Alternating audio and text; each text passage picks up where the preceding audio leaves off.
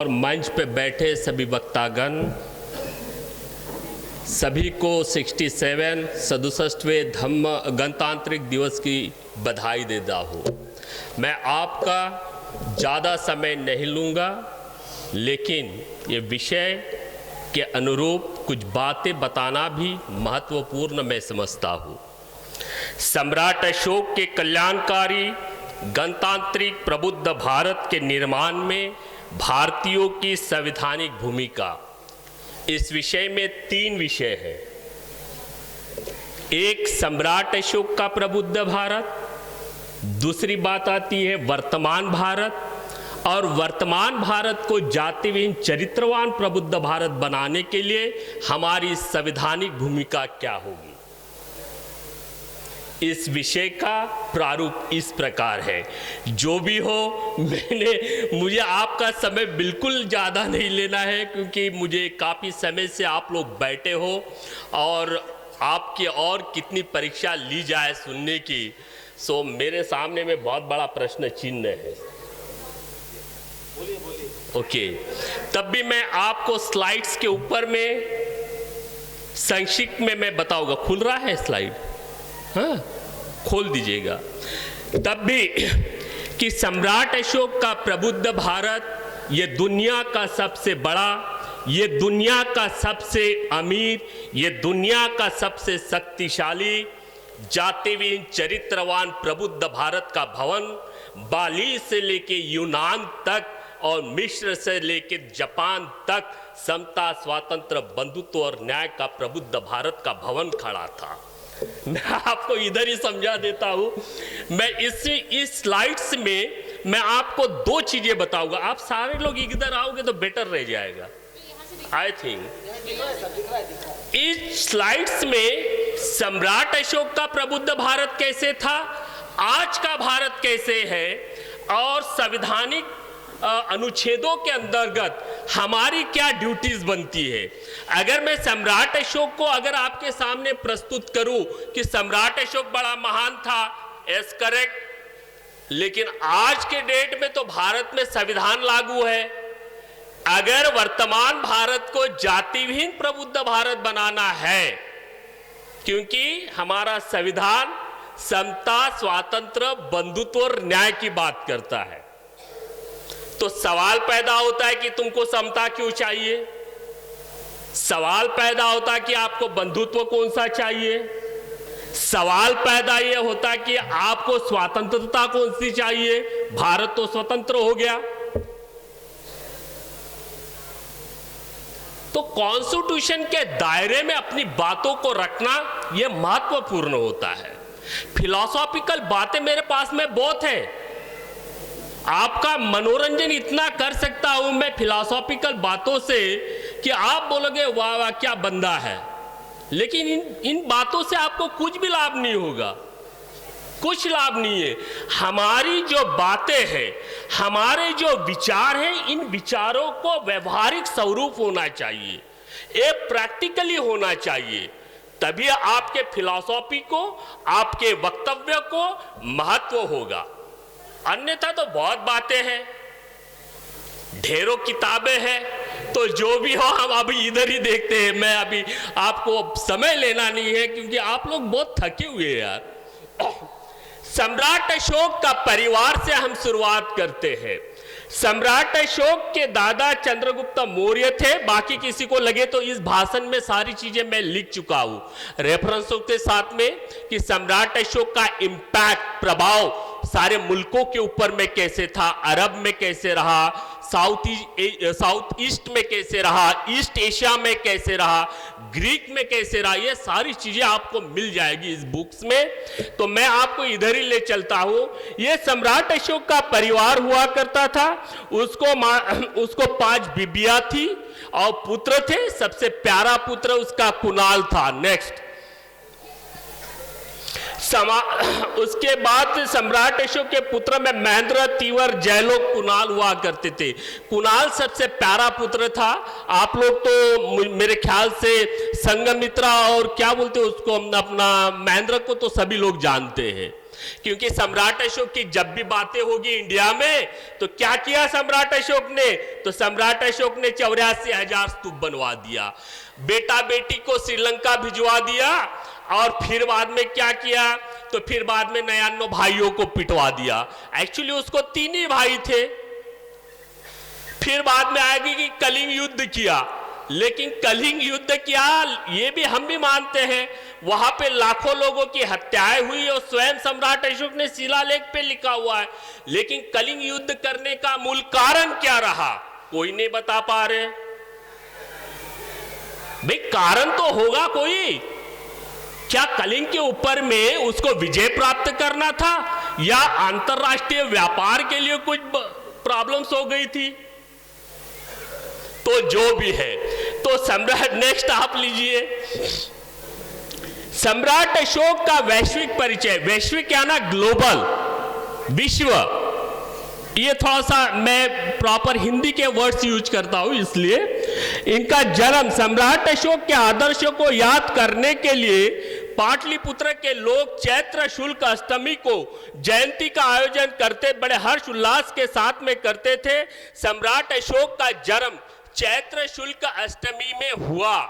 इसके में एविडेंस प्रधानमंत्री और तुम्हारे क्या बोलते कि बिहार के जो अपने मुख्यमंत्री साहब थे नीतीश कुमार जी को तो मैं पर्सनली भी मिला कि भाई आने वाले 2016 अप्रैल को बाबा साहब के जयंती के दिन ही सम्राट अशोक की जयंती आ रही है।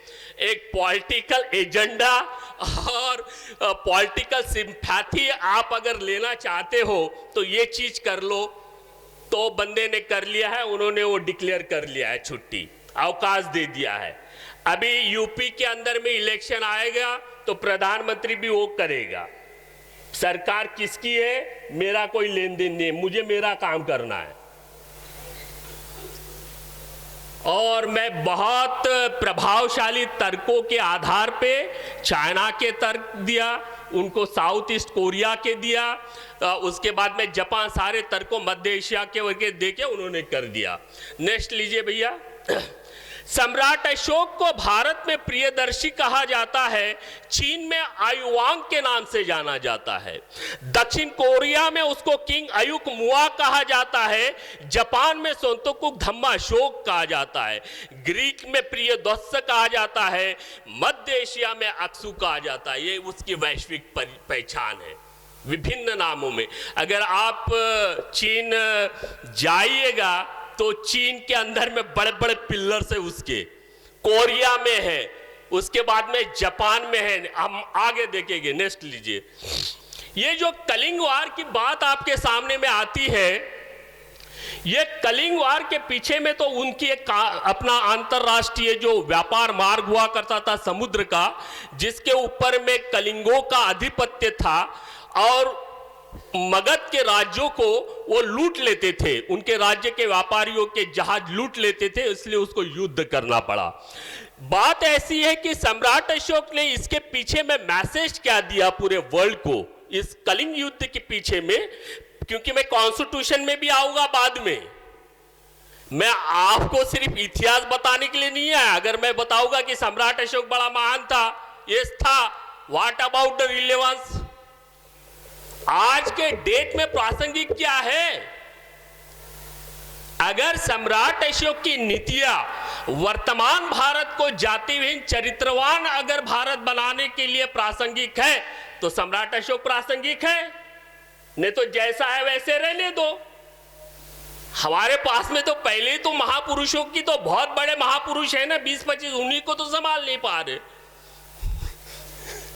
तो जो भी है कि सम्राट अशोक का मैसेज क्या है, सम्राट अशोक को यह भाव जागा, मींस कलिंग युद्ध से क्या भाव जागा, सम्राट अशोक को यह भाव जागा कि सच्ची विजय बुद्ध के धर्म और करुणा में देखी जाती है। धर्म और करुणा ठीक वैसे ही होती है जब माँ अपने बच्चों को यह सिखाती है कि खाना कैसे खाया जाता है, तब माँ सर्वप्रथम अपना मुंह खोलती है और अपने बच्चे के लिए एक प्रारूप के रूप में कार्य करती है। सम्राट अशोक का कलिंग युद्ध विश्व शांति के लिए एक प्रारूप है। नेक्स्ट, सम्राट अशोक का साम्राज्य कैसे था? ये तो दिखाई दे रहा है कि ये बहुत बड़ा भूभाग था उसका, तो हमने भी देखना चाहिए उसकी शासन प्रणाली कैसे थी, उसकी कार्यपालिका क्या थी, उसकी न्याय व्यवस्था क्या थी, उसका प्रचार तंत्र क्या हुआ करता था। मैं आगे सारी चीजें बताऊंगा, नहीं इसमें लिखा हुआ है, बता नहीं पाऊंगा इतना लंबा क्योंकि समय हो चुका है। सम्राट अशोक का साम्राज्य दुनिया का सबसे बड़ा, सबसे शक्तिशाली, सबसे अमीर, समता, स्वातंत्र, बंधुत्व और न्याय का साम्राज्य, बाली से लेके यूनान तक, जापान से लेके मिस्र तक जातिहीन चरित्रवान प्रबुद्ध भारत का भवन खड़ा था। उस समय महावंश के रिकॉर्ड के अनुसार, महावंश के रेफरेंस के अनुसार 80 करोड़ पॉपुलेशन हुआ करती थी। अभी वो महावंश बोलता है, वो किताब बोलती है। इस किताब को जब तक हमको आर्कोलॉजिकल एविडेंस नहीं मिलते तब तक के हिस्ट्री प्रूव नहीं होती। तो इसको प्रूव करने के लिए कि वो समय में 80 करोड़ पॉपुलेशन कैसे हो सकती है, उसका क्या आधार हो सकता है। तो ये जो आपकी नजीक की पौनी है ना, भिवापुर पौनी सभी लोग जानते होंगे, उसके पास में से 4 लेयर के रोड जा रहे हैं, दक्षिणापंथ बोला करते थे। तो आप अंदाजा लगाओ कि 4 लेन अगर रोड है, इसका मतलब व्यापार ज्यादा है और पॉपुलेशन ज्यादा है। इंटरप्रिटेशन देखो, आज का जो दौर आपके सामने में जो खड़ा है ना, अगर आप लोग सजग नहीं रहोगे तो पीटे भी जाओगे, क्योंकि भारत में जो बुद्धिज्म को लेके जो प्रचार हो रहा है वो धार्मिक दृष्टिकोण से हो रहा है। और यही प्रचार अगर ईस्ट एशिया में आप चले जाते हो या साउथ ईस्ट में जाते हो तो ये बुद्धिज्म उनके सामाजिक आर्थिक उन्नति का आधार स्तंभ है। बहुत डिफरेंस है, बहुत डिफरेंट है। आप बुद्धिज्म को कैसे प्रेजेंट करते हो बहुत महत्वपूर्ण है। जब मैं 21 साल का सिंगापुर में था, 21 साल की मेरी उम्र रही होगी, तब मैं एक क्या बोलते कि एक सामने बौद्ध भिक्षु था और 20 दिन बौद्ध भिक्षु रहा। 20 दिन के बाद में मैंने चीवर उतारा तो solicitor general of Singapore, solicitor general of Singapore ने मुझे प्रश्न पूछा था कि बुद्ध की शिक्षा मानव और राष्ट्र को क्या देती है। आपके कंटेंट्स ऐसे होने चाहिए, राष्ट्र की बात आनी चाहिए, मानवता की बात आनी चाहिए, स्पिरिचुअलिटी में है, there is no doubt at all. The Buddha path is the liberation path, there is no doubt. दुख मुक्ति का तो रास्ता है, but as per the view of the Baba Saheb, अगर बाबा साहब के दृष्टिकोण से बुद्धा इस धम्मा में उन्होंने कहा कि बुद्ध का सामाजिक स्वरूप भी है, फिर आप सामाजिक स्वरूप में कैसे प्रस्तुत करोगे उसको? फिर बुद्ध का सामाजिक स्वरूप क्या है? तो मैं सिंपल आपको समझा दूंगा, फिलोसॉफिकल नहीं, वो बाजार की चर्चाएं करने वालों में से नहीं हूं मैं कि समस्याओं की चर्चा नहीं करता। उससे समस्याओं की चर्चा करने से किसी को लाभ नहीं होता, नेताओं की निंदा करने से किसी की लाभ नहीं होता, सरकार की निंदा करने से किसी का लाभ नहीं होता।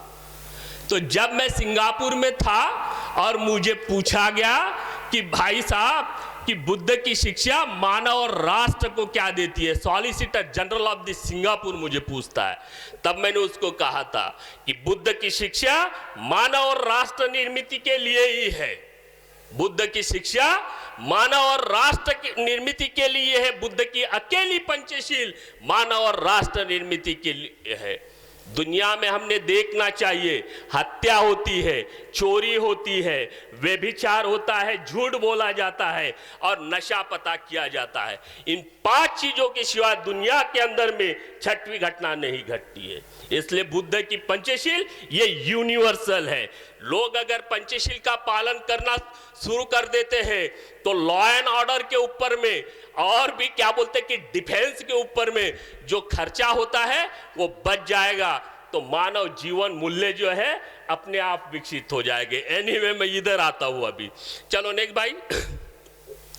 सम्राट अशोक ने जम्मूद्वीप पे 40 साल तक राज किया। उसके कार्यकाल में कभी युद्ध नहीं हुआ, संपूर्ण विश्व में शांति रही। वास्तविक वह सफल राजनीतिज्ञ था। उसकी राजनीति की रणनीति आज भी सफल शासक बनाने के लिए प्रासंगिक है।